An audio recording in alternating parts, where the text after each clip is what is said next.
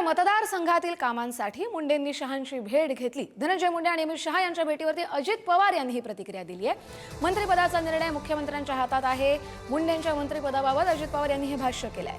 दरम्यान कोकाटे यांच्या आमदारकीबाबत देखील अजित पवार यांनी सूचक विधान केलंय। सुप्रीम कोर्टातून स्थगिती मिळाली तर संबंधित व्यक्ती पदावर राहू शकतो ना, असं अजित पवार म्हणाले।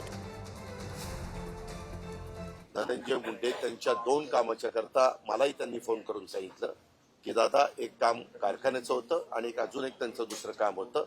त्या कामाच्या करता त्यांनी अमित शहा साहेब हे आमच्या एनडीएचे एक प्रमुख नेते आहेत, त्यांनी त्यांची वेळ घेतलेली होती, त्यांनी त्यांना वेळ दिलेली होती, त्याच्याकरता ते बोलायला गेले होते।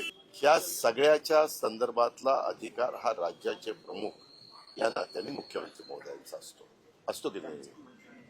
त्या संदर्भामध्ये मुख्यमंत्री काय तो योग्य तो निर्णय घेतील।